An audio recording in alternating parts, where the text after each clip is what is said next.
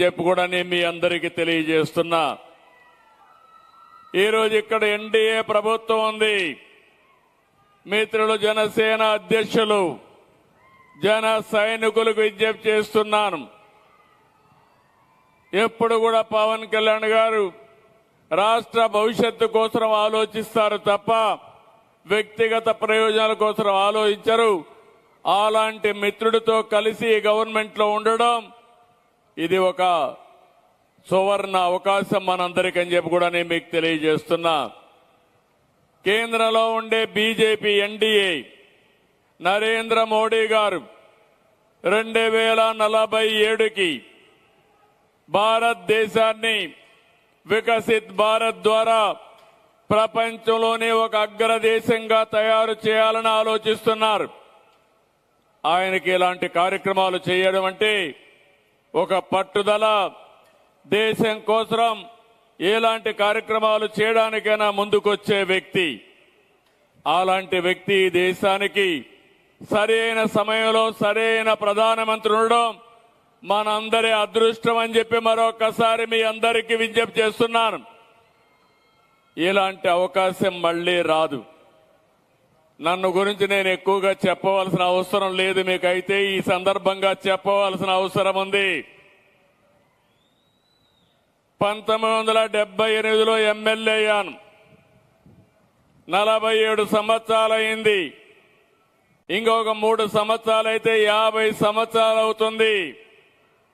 5 దశాబ్దాలుగా నన్ను ఆదరించారంటే, అప్పుడు ఇప్పుడు అదే ప్రేమ చూపించారంటే నా జీవితం మీకు అంకితం తప్ప నాకు ఎలాంటి కోరికలే లేవని చెప్పి మరొకసారి విజ్ఞప్తి చేస్తున్నాను. ఈరోజు మీరు చూసినప్పుడు 9 సార్లు ఎమ్మెల్యేగా గెలిపించారు. 4వసారి ముఖ్యమంత్రి చేశారు. ఉమ్మడి రాష్ట్రంలో 9 ఏళ్లు ముఖ్యమంత్రిగా ఉన్నాను. నవ్యాంధ్రలో 6వ సంవత్సరం ముఖ్యమంత్రిగా ఉన్నాను. 15 సంవత్సరాలు ముఖ్యమంత్రిగా ఉన్నాను. 15 సంవత్సరాలు ప్రతిపక్ష నేతగా ఉన్నాను. 30 ఏళ్లు పార్టీ అధ్యక్షుడిగా ఉన్నాను. దేశంలో ఎవరికీ దక్కని గౌరవం నాకు దక్కింది. ఆ గౌరవం నాకు ఇచ్చింది ఈ రాష్ట్ర ప్రజానీకమేనని చెప్పి మరొకసారి తెలియజేస్తున్నాను. అలాంటి మీకు ఇలాంటివి చూసుకున్నప్పుడు నా ప్రయాణాన్ని, నా ప్రస్థానాన్ని తలుచుకుంటే నా గుండె ఆనందంతో ఉప్పొంగుతా ఉంది. మిమ్మల్ని చూసినప్పుడు నా మీద మీరు చూపించిన అభిమానానికి. నేను కూడా మీరు ఒక్కసారి ఆలోచిస్తే ఎన్టీ రామారావు గారి దగ్గర పనిచేశాను. ఎన్టీ రామారావు గారిని ఆలోచించినప్పుడు క్రమశిక్షణకు మారు పేరు, పట్టుదల ఉండే వ్యక్తి, అనుకున్నది సాధించే వరకు నిద్రపోయేవాడు కాదు. ఉదయం నిద్రలేసి 5 గంటలు నేను పోకపోతే, 5 గంటలు తెల్లవారితో పోకపోతే 5 గంటల 1 నిమిషానికి ఫోన్ వచ్చేది, బయలుదేరారా లేదా అని. అలాంటి కఠోరమైన క్రమశిక్షణలో పెరిగాను. అందుకే ఆయన దగ్గర అనేక విషయాలు నేర్చుకున్నాను. అయితే ఈరోజు నేను ఆలోచించేది ఒకటి, 40 ఏళ్లుగా ప్రజలే జీవితంగా బతికాను. రాష్ట్రం బాగుండాలని ఆలోచించాను. ప్రజల జీవితాల్లో మార్పు రావాలని కోరుకున్నాను. మన బిడ్డల యువత భవిష్యత్తు బాగుండాలనేది నా ఆకాంక్ష అని చెప్పి కూడా నేను మీకు తెలియజేస్తున్నా. నిజాయితీ, నిబద్ధత, పారదర్శకత, ప్రజల ఆశలు ఆశయాలు నెరవేర్చడం, అవినీతి లేని పాలన అందించడం, ఇదే నాకు తెలిసిన విషయాలు. సుపరిపాలన, మంచి రాజకీయాలను నమ్మాను. అందుకే ఎప్పుడు ఆలోచించినా ఒకటే ఆలోచిస్తాను. నేను ముఖ్యమంత్రిగా ఉన్నప్పుడు ప్రభుత్వ విధానాల వల్ల ప్రజల జీవితాల్లో మార్పు తేవాలి, అందుకే అనేక కార్యక్రమాలు తీసుకొచ్చాం. ప్రజల వద్దకు పాలన కావచ్చు, జన్మభూమి కావచ్చు, లేకపోతే ఐటీని పరిపాలనలో అనుసంధానం చేయవచ్చు, ఎన్ని చేశాను. పని తప్ప నాకు వేరే ఏమీ తెలియదు, వేరే అలవాటు కూడా లేదు. పని చేస్తే మీరు అభిమానిస్తే కొత్త ఊపు వస్తుంది. తెల్లవారితో నిద్ర లేస్తే ఏమి చేస్తే మీ జీవితాల్లో మార్పు వస్తుందో ఆలోచిస్తూ ఉంటాను. దాంతోనే నిద్ర లేస్తాను. సాయంత్రం పడుకునేటప్పుడు ఏమి చేశాను, ఎంత మేలు జరిగిందని ఆలోచించి మళ్లీ పడుకుంటాను. నేను ఏ తప్పు చెయ్యలేదు, చెయ్యను, భవిష్యత్తులో కూడా చెయ్యను. అందుకే రాత్రి పడుకుంటే ఆనందంగా నిద్ర వస్తుంది. మళ్లీ తెల్లవారితో లేచి బాడీని ఛార్జ్ చేసుకుని మళ్లీ మీకోసం పనిచేయడం తప్ప వేరే నాకు తెలియదని చెప్పి మరొకసారి మీ అందరికీ విజ్ఞప్తి చేస్తున్నా. నాకు కూడా ఒక కుటుంబం ఉంది. 35 సంవత్సరాల కంటే ముందు ఆలోచించాను. నా కుటుంబం రాజకీయాల ద్వారా వాళ్ళ జీవనోపాధి ఉండకూడదని ఆలోచించాను. స్వశక్తిగా ముందుకు పోవాలని ఆలోచించాను. దేశంలో ఎవ్వరూ చేయని విధంగా 35 సంవత్సరాల కంటే ముందు ఒక హెరిటేజ్ సంస్థ పెట్టాను. అది కుటుంబ సభ్యులు చూసుకుంటున్నారు. ఈ రోజు నా మీద వాళ్ళు ఆధారపడరు, వాళ్ళ మీద నేను ఆధారపడే పరిస్థితి వస్తాను అప్పుడప్పుడు. ఎందుకు మీకు ఈ మాట చెప్పానంటే, ఎప్పుడైతే కుటుంబానికి ఆర్థిక స్వావలంబన ఉన్నప్పుడు ధైర్యంగా ముందుకు పోగలుగుతాం. ఆ ధైర్యమే నన్ను నడిపిస్తా ఉందని చెప్పి నేను మీ అందరికీ విజ్ఞప్తి చేస్తున్నా. మొట్టమొదటి రోజుల్లో మా సతీమణి ఎన్టీ రామారావు గారి కుమార్తె అయిన వ్యాపారానికి పోమంటే నాకు వ్యాపారాలు తెలియవు, నేను పోనన్నారు. నేను చెప్పాను, కాదు, నేను రాజకీయాల్లో ఉన్నాను, నేను ఫైనాన్స్ మినిస్టర్ అయ్యాను. ఈ సమయంలో నువ్వు పోకపోతే వేరే వాళ్ళని నమ్ముకుంటే ఇబ్బందులు వస్తాయి, వెళ్ళమంటే అతి కష్టం మీద వెళ్ళింది. అప్పట్లో లోకేష్ చిన్న చదువుకుంటున్నాడు.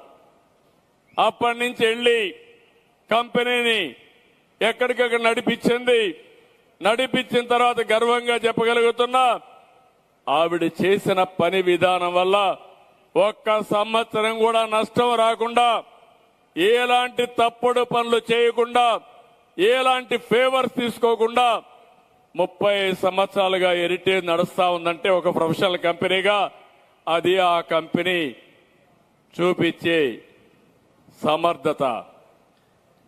దాంతోనే కాదు, తెలుగుదేశం పార్టీ కార్యకర్తలు చాలా మంది ఇబ్బంది పడ్డారు, ప్రాణాలు పోగొట్టుకున్నారు. అలాంటప్పుడు నా మనసు చాలా బాధపడింది. నా కోసం తెలుగుదేశం పార్టీ జెండా మోసే కార్యకర్త ఈరోజు చనిపోయాడు, వాళ్ళ పిల్లలు అనాథలైపోయారు. నేను ఆదుకోకపోతే ఏమవుతారని ఆలోచించి ఎన్టీఆర్ మెమోరియల్ ట్రస్ట్ పెట్టి, ఆ ట్రస్ట్ ద్వారా ఎవరైతే యాక్సిడెంట్లు చనిపోయినా, రాజకీయ వైరాల వల్ల చనిపోయినా, చంపబడినా అలాంటి పిల్లల్ని చదివించి ప్రయోజకులు చేసిన పార్టీ తెలుగుదేశం పార్టీ. దానివల్ల వాళ్ళ జీవితాలు బాగుపడ్డాయి. మొదటి రోజుల్లో వాళ్ళు అడిగేవాళ్ళు నన్ను, మీరు చదువుకు నేను పోయేవాడిని స్కూల్కి, ఎక్కువ సమయం వాళ్ళతో గడిపేవాడిని. జీవితంలో ఏమవుతావు ఇప్పుడు అడిగాను పిల్లల్ని, జీవితంలో ఏమవుతావు, ఏంటి నీ కోరికని అడిగారు. అదే మరి వాళ్ళు అడిగితే వాళ్ళు అనేవాళ్ళు, మా నాన్నను చంపిన వాడిని చంపిన తర్వాత ఏం చేయాలని ఆలోచిస్తానని ఆ పిల్లలు చెప్పేవాళ్ళు. అప్పుడు నేను వాళ్ళందరినీ కౌన్సిలింగ్ చేసేవాడిని. మీ నాన్నని చంపిన వాడు పాపాన వాడు పోతాడు, నువ్వు కూడా పనిచేస్తే నువ్వు జైలుకు పోతావు, నీ జీవితం బాగుపడదు, ఆలోచించమని కౌన్సిలింగ్ చేసి ఉన్నతమైన ఆశయాల కోసం చదువుకోమని చదివించి ఈరోజు బ్రహ్మాండంగా జీవితాల్లో సెటిల్ అయ్యారంటే అది నా కుటుంబ సభ్యులకు నేను చూపించిన చొరవ, తెలుగుదేశం పార్టీ కుటుంబ సభ్యులకి. ఈరోజు మీరు ఒక్కసారి చూస్తే సమాజంలో 78 సంవత్సరాలైన స్వాతంత్రం వచ్చి అంబేద్కర్ గారు రాజ్యాంగాన్ని రాశారు, రిజర్వేషన్లు పెట్టారు. స్వతంత్ర భారతదేశంలో స్వతంత్ర పౌరులుగా ఉండి మనం అభివృద్ధి అవుతామని ఆకాంక్షించారు. కానీ మనం ఆలోచించినంత అభివృద్ధి జరిగింది కానీ అది కూడా 1991 నుంచే అభివృద్ధి అయ్యింది. ఇక్కడుండే మీరందరూ ఒక విషయం గుర్తుపెట్టుకోవాలి. మన తెలుగు బిడ్డ పివి నరసింహరావు గారు ఆర్థిక సంస్కరణలు తీసుకొచ్చి దేశం యొక్క దశ దిశ మార్చారు. అంత మునుపు ఏ పని చేయాలన్నా డబ్బులుండేది కాదు, అరాకొరా వచ్చేది. కానీ ఎన్టీ రామారావు గారిని ఒక్కసారి గుర్తుపెట్టుకుంటే ఒక మానవతావాదిగా ఆయన ప్రభుత్వానికి వచ్చిన వెంటనే డబ్బులున్నాయా లేదా అని చూడకుండా పేదవాళ్లకు సంక్షేమానికి శ్రీకారం చుట్టిన వ్యక్తి నందమూరి తారక రామారావు గారు. ₹2 కేజీ బియ్యం, పేదవాడికి శాశ్వత గృహ నిర్మాణం, రైతులను ఆదుకోవడానికి హెచ్పీకి ₹50కే కరెంటు, సగం ధరకే చీర దోవతి. దీనివల్ల నేతన్నకు ఉపాధి, పేదవాళ్లకు కట్టుకోవడానికి బట్ట, ఇలాంటివన్నీ చేసి ముందుకొచ్చారు ఆయన. అయితే ఇక్కడ వచ్చి 91 నుంచి ఇప్పుడు పైనుండే వాళ్ళని ఎగ్జాంపుల్ చెప్పాను. కృష్ణారెడ్డి గారు ఉన్నారు, సునీల్ ఉన్నాడు, పక్కనే గోయంకా గారు ఉన్నారు. ఇక్కడే 500-600 మంది పారిశ్రామికవేత్తలు గాని సమాజం వల్ల పైకొచ్చిన వ్యక్తులు ఇక్కడే ఉన్నారు. వీళ్లు బాగుపడ్డారు. కానీ వీళ్లు సృష్టించిన సంపద వల్ల ప్రజలకు మెరుగైన సౌకర్యాలు వచ్చాయి. ఈరోజు మీరు ఒకసారి చూడండి, నేషనల్ హైవేస్ వచ్చాయి. ఒక ఆలోచన, ఒక చిన్న ఆలోచన. నేను మలేషియాకి వెళ్ళాను 96-97 ఆ ప్రాంతంలో. 2 కోట్ల జనాభా, బుడ్డ దేశం. ఆ 2 కోట్ల జనాభా ఉండే దేశం అప్పట్లోనే 8 లేన్ రోడ్డు ఉండేది. అది చూసిన తర్వాత 120 కోట్ల జనాభా భారతదేశం, మనకి ఇలాంటి రోడ్డు లేదని ఆనాటి ప్రధానమంత్రికి చెప్తే ఎట్లా చేస్తామంటే నాకు వదిలిపెట్టమని నెల్లూరు నుంచి చెన్నై వరకు మొదటి రోడ్డు వేయించిన పార్టీ తెలుగుదేశం పార్టీ. అది గోల్డెన్ క్వాడ్రిలేటరల్ రోడ్డుగా 5 ఏళ్లు అయినాయి. ఆనాటి ప్రధానమంత్రి స్ఫూర్తితో, ఆయన దూరదృష్టితో ఈరోజు మీరు చూస్తే మొత్తం రహదారులన్నీ దశ దిశ మారాయి. అది ఒక నిర్ణయమే. ఇలాంటివి చాలా వచ్చాయి. కరెంటు విషయాల్లో సంస్కరణలు వచ్చాయి. ఎయిర్పోర్ట్లు ప్రైవేట్ పీపుల్ కట్టే పరిస్థితికి వచ్చారు. టెలికమ్యూనికేషన్ లో సంస్కరణలు వచ్చాయి. దీనివల్ల మీరు చూస్తే పేదవాళ్ళకు వస్తువులు వచ్చాయి. ఒకప్పుడు సెల్ఫ్ ఫోన్ అంటే ఓన్లీ డబ్బులుండేవారు ఊర్లో ఒకటి ఉండేది. ఒక ఊర్లో ఆ ఫోన్ కూడా ఉండేది కాదు. ఫోన్ రావాలంటే వారం రోజులు పట్టేది. వేరే దేశాల్లో ఉండే వాళ్ళతో మాట్లాడాలంటే అది అసాధ్యమైన పని. అలాంటివన్నీ ఉన్నప్పుడు ఆ రోజు చేసిన నిర్ణయం వల్ల మీరు ఒకసారి ఆలోచిస్తే ఈరోజు అందరి దగ్గర సెల్ ఫోన్లు ఉన్నాయి. ఈరోజు ఆ కుర్రాన్ని చూశాను.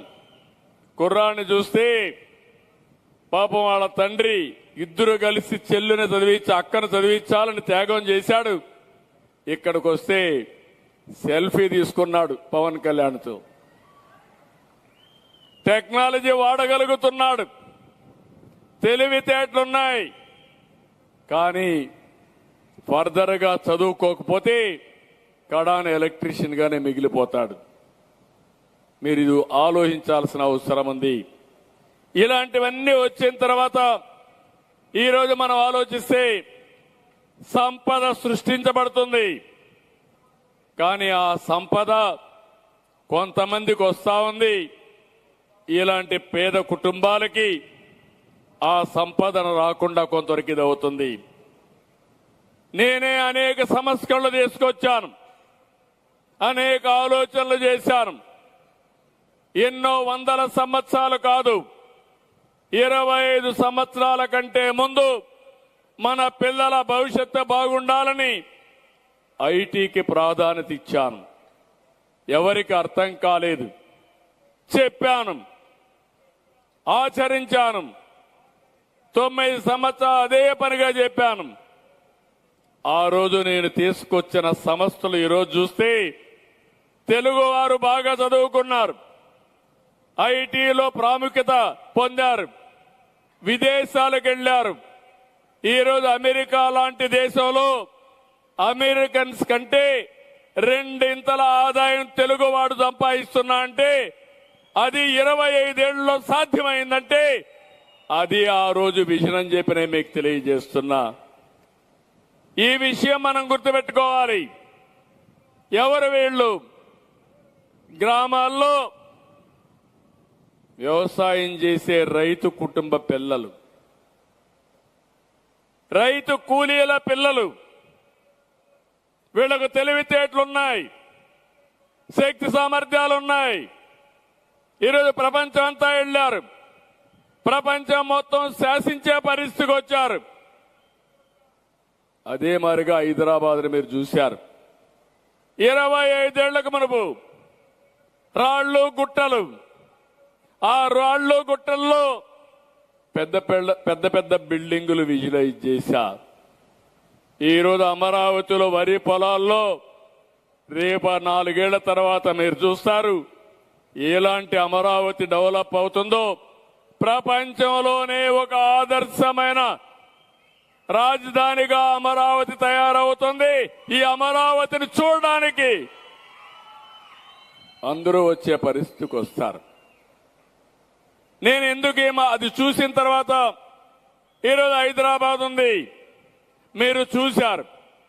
ఆ రోజు చేసిన పనుల వల్ల ఈరోజు దేశంలో హైయెస్ట్ పర్ క్యాపిటా ఇన్కమ్ వచ్చే రాష్ట్రం తెలంగాణ రాష్ట్రం. మనం 5 ఏళ్లు పోగొట్టుకున్నాం. మళ్ళీ 10వ నెల రాత్రింబగళ్ళు ఆలోచించాను. గాడి తప్పిన పరిపాలన ఘాట్లో పెడుతున్నాం, ఇంకా కొంచెం సమయం పడుతుంది. ఈరోజు నేను గాని, పవన్ కళ్యాణ్ గారు గాని, కేంద్రంలో ఉండే ప్రభుత్వం గాని పూర్తిగా శ్రద్ధ పెట్టాం. రాష్ట్ర పునర్నిర్మాణమే ధ్యేయంగా ఎన్నో కార్యక్రమాలు చేశాం. దీనివల్ల సత్ఫలితాలు వస్తున్నాయి. అమరావతి గాడి తప్పిన అమరావతిని మళ్ళా ఘాట్లో పెట్టే పరిస్థితి తీసుకొచ్చాం. పోలవరానికి నిధులొచ్చి కేంద్రం చూపించిన చొరవతో పోలవరం పనులు 2027కే పూర్తి చేస్తున్నాం. విశాఖపట్నంలో రైల్వే జోన్ వచ్చింది. ఇంకో పక్క విశాఖపట్నం ఉక్కు, ఆంధ్రుల హక్కుని మనం పోరాడాం. అలాంటి సెంటిమెంటల్ ప్రాజెక్టుకి కేంద్రం ఈరోజు డబ్బులు ఇచ్చే పరిస్థితికి వచ్చింది. దాన్ని ప్రైవేటైజ్ చేయకుండా రివైవ్ చేసే పరిస్థితికి వచ్చారు. ఇవన్నీ జరిగాయంటే మీరు మమ్మల్ని ఆదరించారు. చరిత్రలో ఎప్పుడూ గెలవని విధంగా 93% స్ట్రైక్ రేట్ వచ్చింది. మీరు గెలిపించిన సీట్లు ఈ రాష్ట్రానికి ఒక సంజీవనిగా పనిచేశాయి. ఈరోజు కేంద్రం, రాష్ట్రం, అదే మరి 3 పార్టీలు కలిసి పునర్నిర్మాణ కార్యక్రమంలో భాగస్వాములయ్యాం. ఇవన్నీ చూసిన తర్వాత నాకు ఒక ఆలోచన. నేను ఎన్నో మాట్లాడుతున్నాను. 95లో హైటెక్ సిటీ మాట్లాడాను, ఐటీ మాట్లాడాను.